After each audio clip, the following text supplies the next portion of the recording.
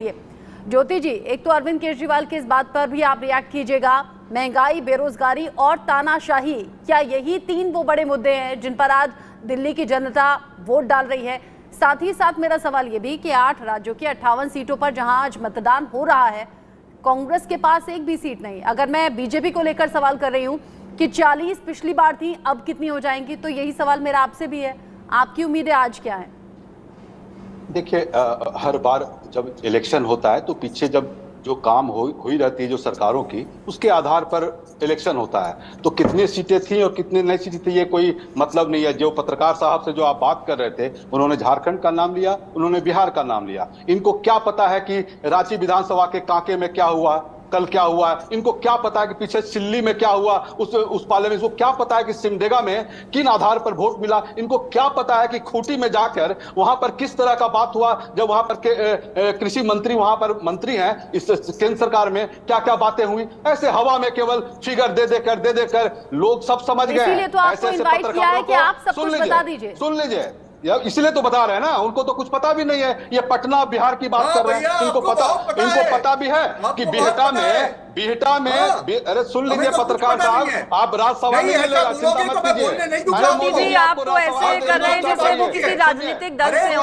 आपके प्रतिद्वंदी नहीं है, वो पत्रकार ही है। वो भी तो पत्रकार भगवान है क्या? वो भगवान है जो गलत गलत बात बोल रहे हैं? वो अरे भाई, उनका काम है सवाल रखना। आप मुझे मौका दिए तो वो क्यों बोल रहे हैं? वो क्यों बोल रहे हैं बताइए? वो क्यों बोल रहे हैं? ऐसा मत कीजिए। मैं बोल रहा हूँ क्यों बोल रहे हैं? आप उनको क्यों मौका दे रहे हैं? मीडिया से नाराज मत रहिए। आप जनता राहुल गांधी भी मीडिया से नाराज रहते हैं। आप जनता को नई आवाज नहीं पहुंचाने देना चाहते, उनको चुप कराइए। किस तरह के पत्रकार है ये? अच्छा ठीक है, शांत रहिए। एक एक करके बात करेंगे तो लोगों को भी ज्यादा समझ में आएगी। अगर लड़ेंगे आपस में तो कुछ समझ नहीं पाएंगे, हम भी नहीं समझ पाएंगे, व्यूअर्स भी नहीं समझ पाएंगे। वो जब बात बोल रहे थे तो मैं चुप था ना, तो मेरी बात थोड़ा सा गुस्सा शांत करके बोलेंगे तो अच्छा रहेगा। उनको ठीक है, आप उनको बोलिए, उनको बोलिए शांत रहने के लिए। हिमांशु सर, अरे बीजेपी का वोट काट रहे हैं और हिमांशु सर सुन लेते हैं पहले। इसी तरह आप चिल्लाओ, हिमांशु जी सुन लेते हैं पहले। इसी तरह आप चिल्लाओ, आप इसी तरह चिल्लाओ और बीजेपी का और वोट काटो, और आप वोट काटो।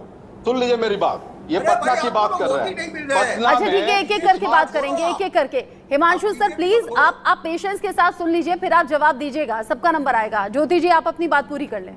देखिए, उन्होंने बिहार का बात किया तो लोग सोचेंगे ना, पूछेंगे ना प्रधानमंत्री से कि पटना में स्मार्ट सिटी और नमामि गंगे के फंड का पैसा कहां गया, कहां चला गया जो आप प्रॉमिस किए थे? क्या बिहटा में एयरपोर्ट बनाने का प्रॉमिस किए थे प्रधानमंत्री जी? क्या हुआ? तो लोग वोट इसी चीजों पर करेंगे ना।